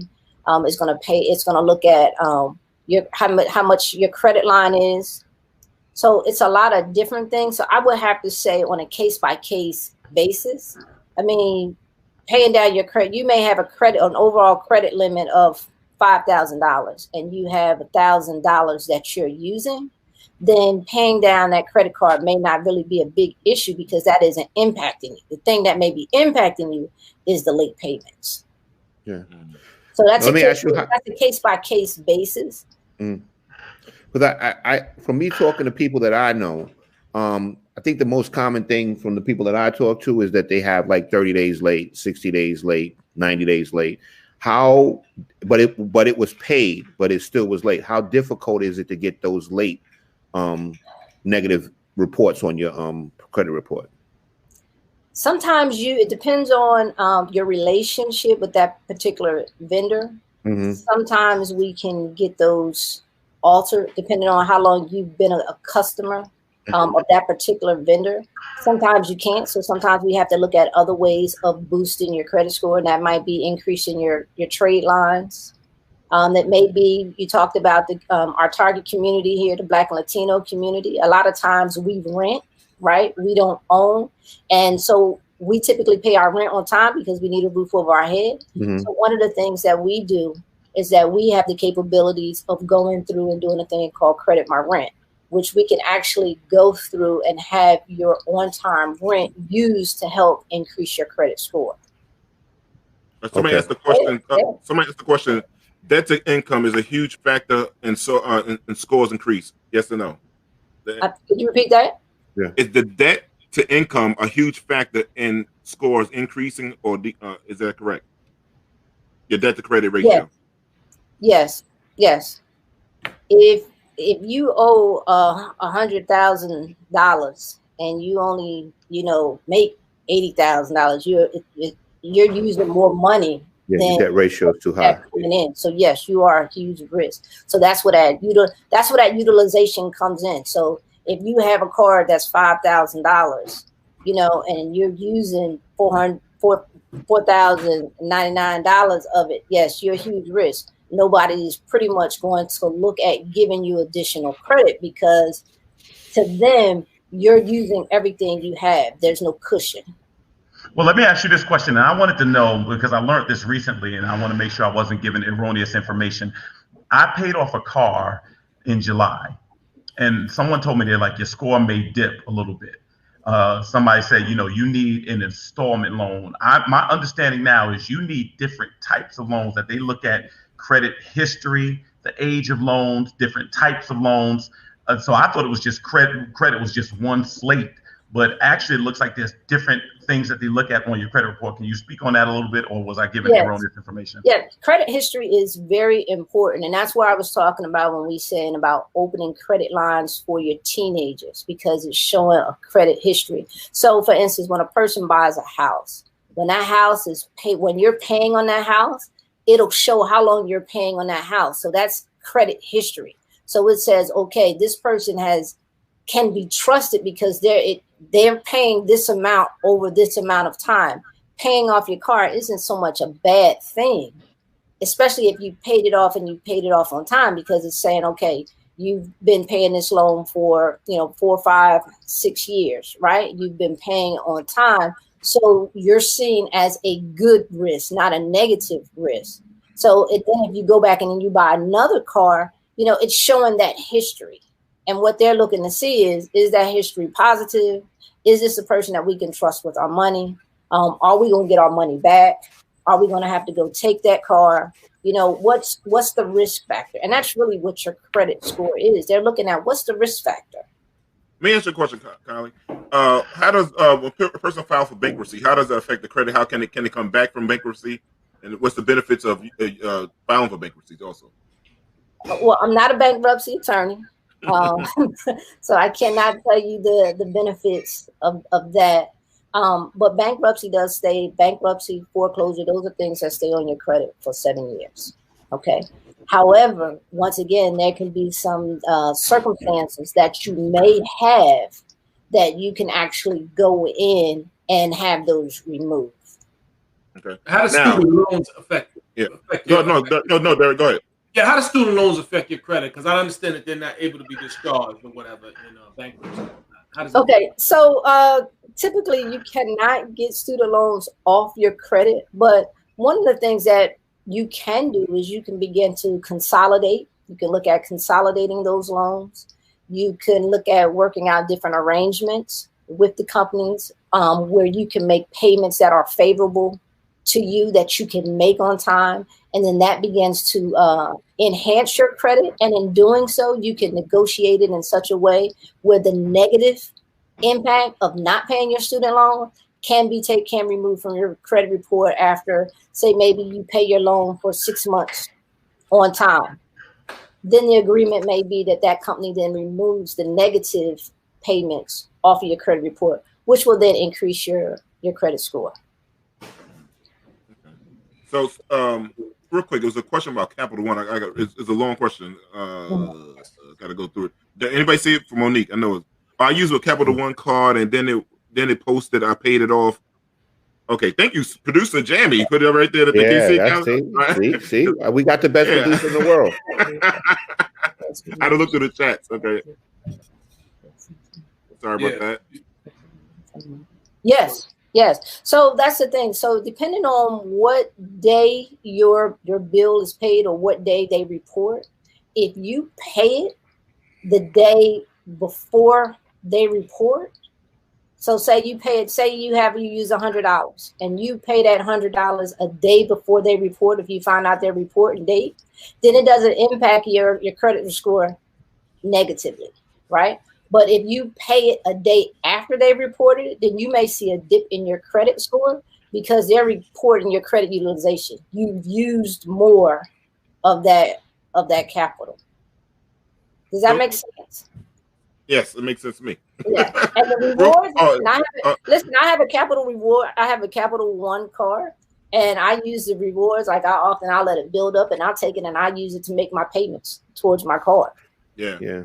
Do you think any credit card you like more than others? Like me, I'm a big Amex person. I love Amex. It's the most. When I have anything charged, it feels like it's fraudulent. They handle it quick.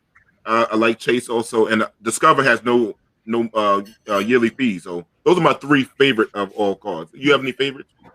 I like Amex. I like Amex personally for the same reason. One, it forces me to pay whatever I use that month back. Right. So I tend not to spend what I don't have or what I don't want to spend. And so I'm the type of person, like, my wife used to say to me, I used to always say, well, I don't have any money. And then things will happen and I would pull out cash and she'd be like, well, I thought you said you didn't have any money. I was like, well, I don't have any here, but I have this, this stash over here that I don't look at as money. It's just like, it's my go-to if I need it, right? It's that break in case of an emergency. And so for me, I try not to spend what I don't have so that I don't have to go into that break into emergency. So Amex kind of keeps me on point. So I tend not to use it if I don't have it in that particular account. However, Capital One is also a very good card for people that are starting off because it gives you different rewards and they tend to work with you. So it's a card that I would recommend for people that are just starting off, especially for just starting. Yes, I strongly agree. They do give out credit. They give a lot of good programs too.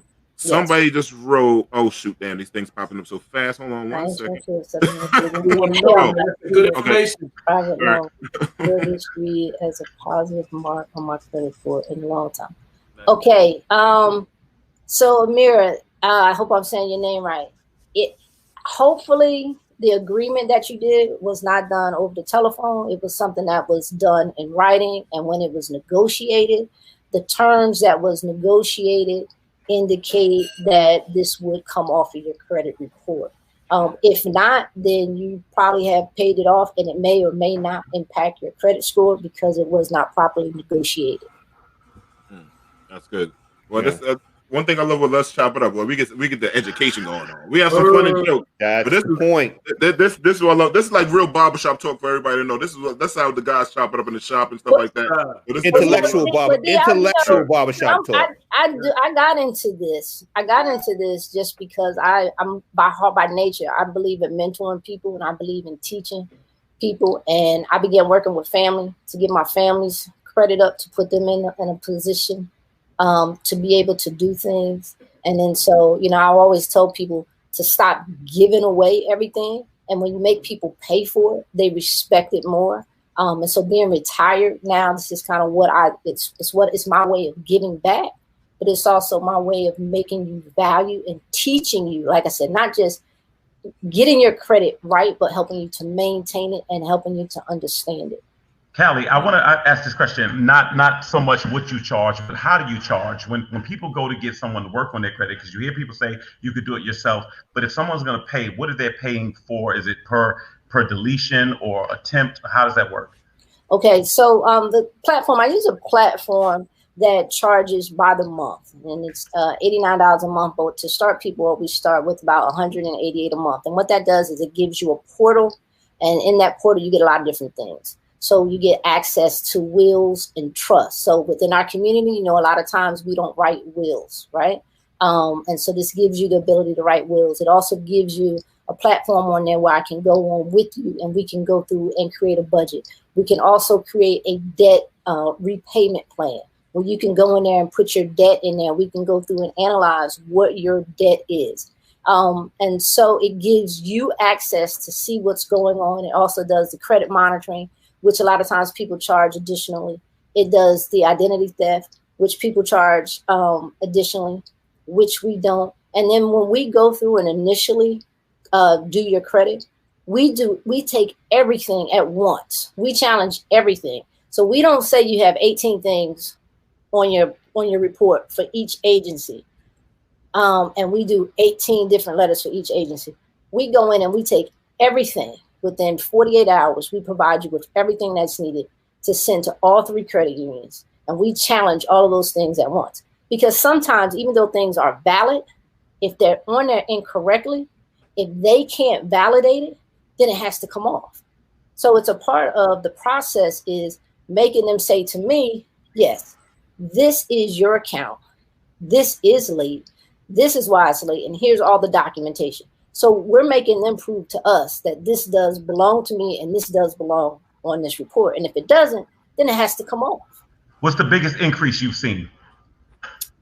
I've seen people jump from 528 over a period of 6 months to about 650. Nice. 100 point swing. That's a big lick. That's a big jump. But it goes back to having whether or not you had incorrect information. Like I said, you have incorrect information on there. Pookie had their cable in your name. Not Pookie enough. I'm old school, man. Pookie, not Pookie enough. Pookie enough. Uncle John, Aunt Phil. Everybody done had their name. We done had something. We done had electricity. We done had cable. We done had cell phones. We done had all those things. And so sometimes some of those things coming off. Sometimes it's just a difference in the social security number being one off of somebody similar to yours. And it's the ability to get those things off. For some people just don't have any credit whatsoever. So then we have to establish credit. So we have to get them some type of credit history. And that's where things like Credit My Rent comes into play. If you've been paying your rent consistently on time, then we put you into a program and we go back up to 2 years and we can have 2 years worth of your rent history added as positive credit. That's amazing to me. That sounds amazing to me. That's a changer to me, man. Especially in our community, right? Yeah. Is that why they do Experian Boost and all that stuff that I hear? Well, that's what you probably are thinking about, is like a rapid restore is what they do. Like a rapid restore when you're trying to buy a house and the lender will do like a rapid restore. They'll go in and they'll do they'll do a couple different things and try and get you a rapid rescore, and it'll jump for maybe 2 weeks, long enough to get that qualifying number. But what I tell people that if you're looking to buy a house, get your credit repaired, start the process 6 months before you buy that house, because you cannot show any type of disputes or anything during that time, or you're not going to be qualified. So start the work in the beginning. Don't wait till you get ready to buy that car, buy that house, and then go in and find out that your credit sucks. Yeah. Let me ask you a question. Why is Experian so damn hard to get your credit score up? Like TransUnion, they work with you. They seem like they from the hood. Equifax, TransUnion, they boost you real quick. Equifax, they understand it right quick. You gotta understand that these guys, it's a business, right? It's a business. Experian though, they be like, yo, everybody doesn't report the same thing. Have you ever realized that, for instance, your cell phone bill is never on your credit report until you don't pay it? Till you don't pay it. That's right. Right? It's a business, and they are in the business of just reporting negative things, especially TransUnion. Like that's where they make their money. That's how they make these cats, they make their money, and it's a matter of understanding how it works, understanding the game. You know, you got to understand the game to play it. That's right. Information is always key. That's the thing. Information is always key. But real quick, Callie, is it good for people to have like Credit Karma and these apps on their phone? Any other apps you suggest to them to keep to understand how they credit? First of all, first thing I'm gonna say is, you gotta get my name right. You gotta say Kylie, because we're gonna Kylie. I know what you're saying. I'm saying Kylie. We're gonna kick you. We're gonna kick you out the family. I know. Listen, in there. We have the same issue with Rod and Kelvin. Okay. Yeah, that's right. That's right. All right. Okay. Calvin. You mean Calvin? He got a hard name to pronounce. I got a hard name? No, Kelvin got a hard name. He thinks the L is silent. Yeah. I'm sorry, Kylie. Go ahead, sister. No, Credit Karma is good. It's good if you want to try and track what you have, but you also have to understand that everything is not on there, and it's free, right? So when you're getting free information, are you getting all the information? They're giving it to you free, but in exchange, they're looking to get something. So whether it's gathering your information and selling it, whether it's trying to promote something like credit cards or loans or different things of that nature. So it's good to keep an eye on it. But like I said, the platform that I use typically when I get my clients in it, we give them smart credit, which allows them to go in and does the same thing as Credit Karma. However, it gives us all the information, and it's not trying to sell them additional things. Gotcha. Yeah. Nice. Yeah. Nice.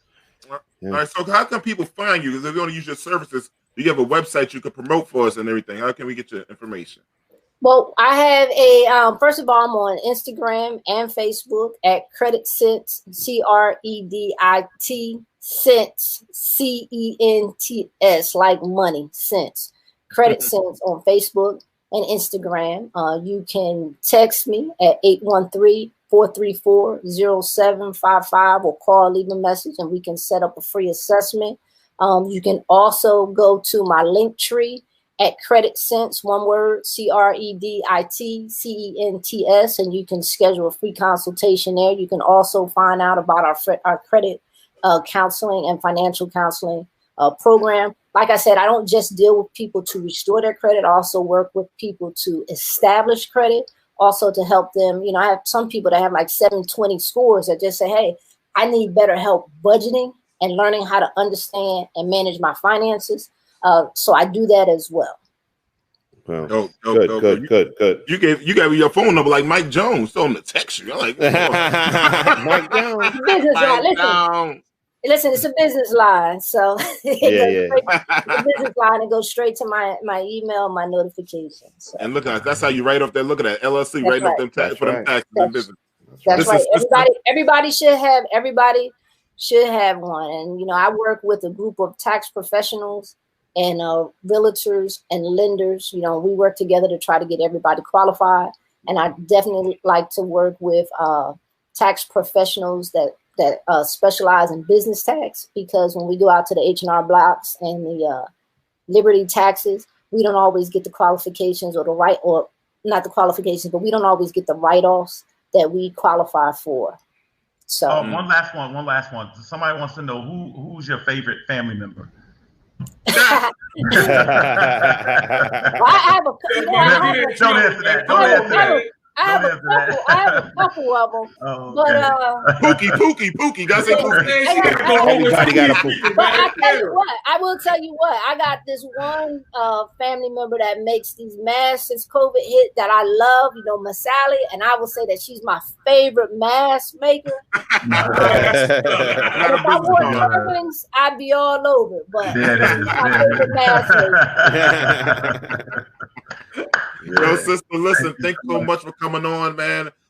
People, if you have bad credit or just trying to establish credit or trying to make your credit even better, and like you said, financial literacy, that's where we have to get the information. This is a good sister to get the information from. Please contact her. I love you to death, cuz, all right? Love you guys too. Thanks for having me on. And all right, take care, cuz. Anytime. Take care, cuz. All right. Have a good night. Yo, what's up? That was good. Man. The information is the key. That was the whole thing for that was like knowing what to do, and don't get yourself jammed up, and watch out for Pookie and them. That's what I took. That's right. Elvis said the natives. I'm gonna tell you something, right? I'm gonna tell you a little quick credit card story with me. I used to have Amex a long time ago when I was like, a kid. Let me tell you something. Don't not pay Amex. Oh, they don't play no games. They are, let me tell you something. They are thugged out. Amex will come and they'll cut your lights and your gas off. They don't care. They'll come for that VCR. They're gonna come get your VCR, your Betamax. They're gonna get everything. They don't play. They do not play. You better pay when you got your Amex some money. You better pay it. Somebody, I'll get Amiri. I'll get you her number. I'll get you a number directly. After the show, I'll text it to you. What's you call it? I was about to say, one thing with Amex, though, they have different kind of Amex. I forgot to ask this question to her because you got Amex before you used to have to pay the whole bill, but now they have it with Amex. There's a charge card in it. Yeah, there's a charge card and there's a credit card. Yeah. So I have. Yeah, so for me personally, I have two. I have the plum and the gold, so it's a little different with how you pay them. D, don't be trying to get fly because you got the gold card. No, listen. I had the platinum. They just went up too high on the yearly fee. I said that's only the $550. I said nah, I can't do that anymore. Do you know how the black card got started? Nah, tell me. They said that the black card wasn't real initially, and because people started talking about it and rapping about it, they made a black card. Wow. That's dead serious. They said it was not an actual card. You notice there's no history. You never saw a history of a black card with Amex. And they said because it became such legend, they actually just created the black card, which is like a $250,000 yearly limit or something crazy for there's no limit. There's no limit. Like no, not Amex. Limit. I'm talking about fee. I mean, like yeah. It is something like inordinate, amount of money. Yeah, wow. Amex took a thing out of like liquor stores. They started making cards in different colors. Like we made Alizé in different colors, and and Hypnotic, and black people buy it. So they started doing gold, rose gold, green. Yeah. You know what I like about them? They support the consumer. They're on your side. Yeah. I've gone on vacation before, and me and my wife had a mishap before. My wife called Amex, and they get right on it. They don't play. They don't play no game. They'll give you, if you lost some money somewhere, they'll give you the money back. They refund it. If you get scammed by a company and you ordered something and they didn't, they'll take care of it. They will take care I want to explain something that was just written on the screen. So Monique, let me tell you what happened. You saw the movie Get Out. Derek House is Get In. They reversed it. That's all it is. So Casper is hidden somewhere right now. Where is the famous white man at?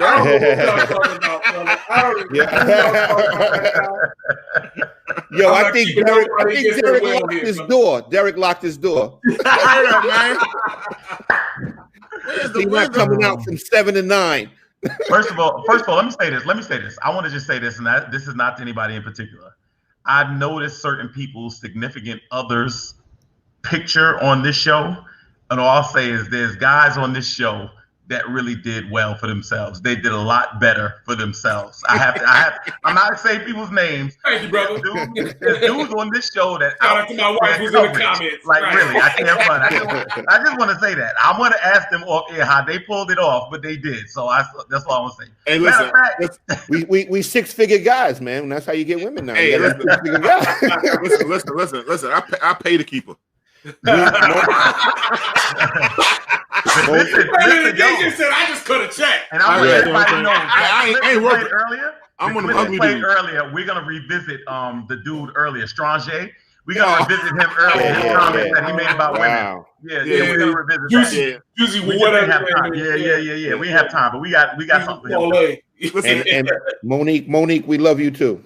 Yeah, Monique's my girl, man. We've been friends since first grade. Listen, I saw somebody asking for the website for the turbans. The turbans are really actually very, very well made. It's MargotPriestley.com. That's MargotPriestley.com for the turbans. Oh, there you go. And then Papa Jammy. Look at our producer. That guy, I'm telling you, our producer's no joke. He is no joke. The website for New Life is New Life Seymour's. It's on Instagram, just like it said, New Life Seymour's, and the website is newlifeseymours.com. About to give me some now. Yeah, and my collard green flavored smoothies will be coming out next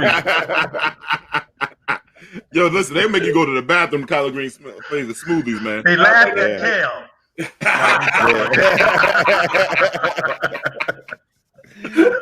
Calvin, you in the studio again? Yeah, you know what it is. I'm a ghostwriter. You know, You writing one now, too, man. I'm not legally. I can't legally say who it is. You know what I'm saying? But shout out to Kanye and Jay-Z and Nas and everybody. You know what I'm saying? Yo, Kelvin's in the studio with a bunch of thugs with a collar shirt on. He looks like the lawyer. He looks like the lawyer. Yeah, he's a ghostwriter, but they say, nah, it's my lawyer, but he's the ghostwriter.